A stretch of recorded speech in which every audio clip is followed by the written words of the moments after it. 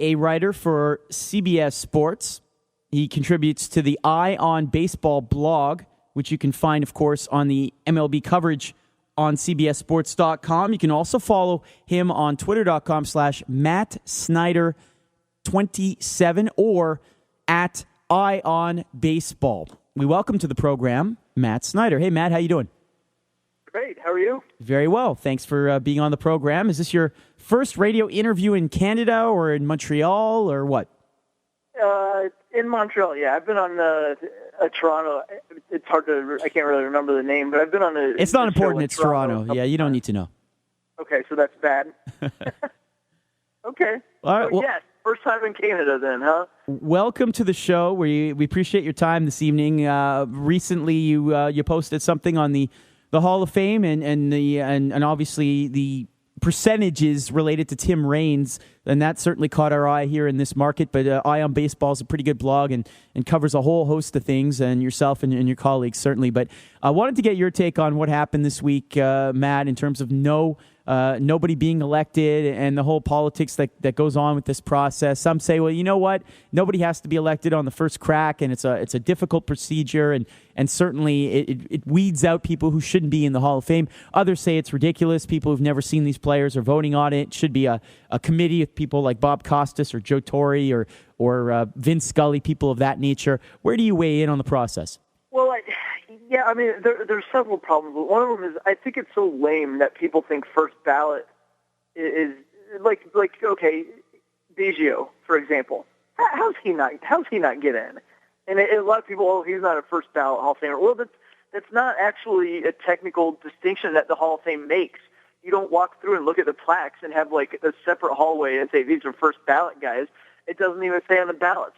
So after 10, 15 years, you don't even remember who was first ballot and who wasn't. And I think that's kind of lame, especially considering how crowded the ballot's going to get coming up. I mean, we're in addition to several worthy guys this year that were on, even the non-PED guys. If you want to say, okay, I don't want those guys in, well, then I'm looking at, okay, well, how's Biggio not in? And again, you mentioned Tim Raines. I don't understand how he's not in yet. And now next year we add Greg Maddux, Tom Glavine, and Frank Thomas to the mix, in addition to Mike Mussina and Jeff Kent, who are probably going to get a little bit of run. So it's just going to, and then the year after that's like Randy Johnson and Trevor Hoffman and Ken Griffey Jr. are coming up. It's just going to keep getting more and more and more crowded.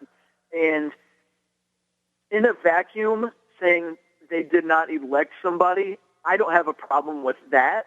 But I thought that this specific class was way too loaded to have nobody get in.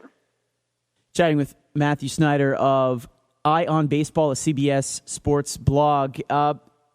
When you talk about the ballot, a lot of people say, well, it's because you can only nominate 10, but we've seen the ballot of some of these writers. They don't put 10 guys on there. I mean, if you're putting 10 names every year on that ballot, that's a good thing. That would that's 10 names is more than enough, I think, per ballot, but you're not seeing that. You're seeing 4 names, 5 names, 6 names. If you're putting 10 guys on a ballot, and maybe they should say, well, let's start to put more names on that ballot, then you'd see some of these guys getting in. It's possible that if it went over, if the maximum was listed, that more guys would get in, because while there are, I've seen some guys that only voted for like 2 guys, and it's just amazing to me. But there are guys who use all 10 of their votes every single year, and I work with a few of them.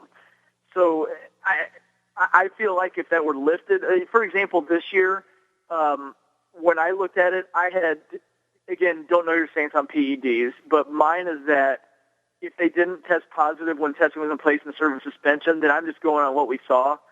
So like Bonds, Clemens, they'd get my vote. I had 12 guys I would have voted for if I could vote over 10. So I think that if they did lift the maximum, yeah, you'd still get those people who only vote for like 1 or 2, but then I think there would be enough guys who would go up to 12 or 13, and it might make a difference. Interesting.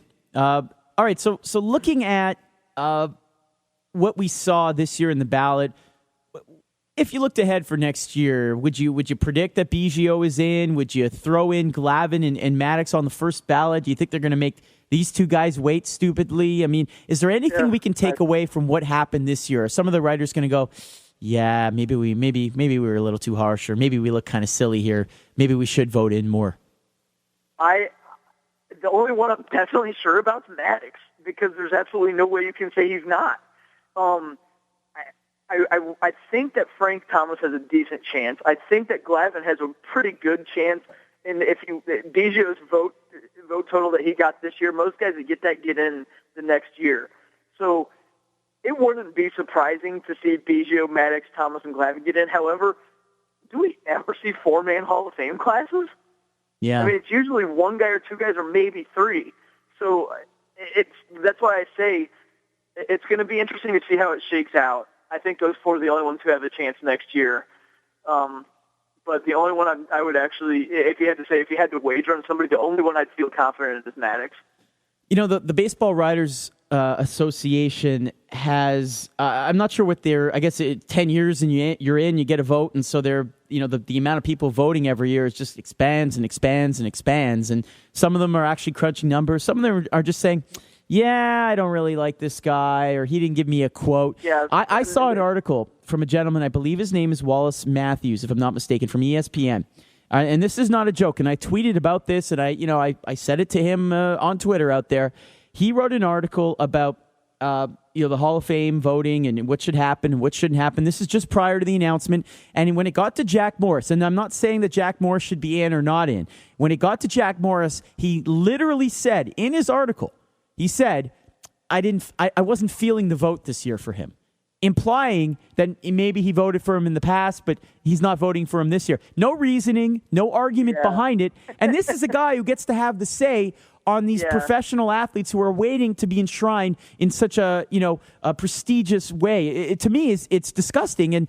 And to do that publicly, to say that stupidly like that, I mean, this is an example why the process should change a little bit. Well, yeah, I have a problem with the way that was presented, and that it's possible he did a lot of research, but when you write that, everybody reading is going to think that's all the thought you put into it, and then that's the reaction. So I would hope that he actually looked into stuff, but man, if he really did just You can find him, by the way, on Twitter. It's ESPN NY Yankees. Wallace Matthew, he covers the for ESPN New York, but you can see his column from this week on the Baseball Hall of Fame, and towards the end of the column, sure enough, he writes that in there. He literally declares it to the world that he didn't feel like it, so he's not voting for this guy this year.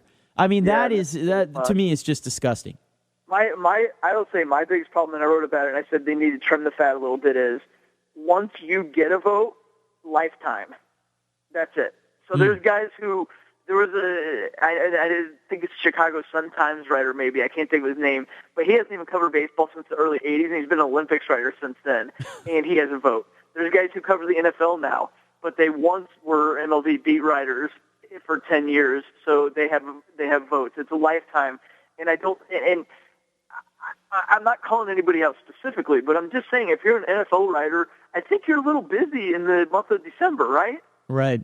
Yeah. So you can't really give the attention that it's due to the Hall of Fame ballot, but a lot of them just still vote because they can. And frankly, I don't blame them. I mean, if I had one for life, I would vote every year. Yeah.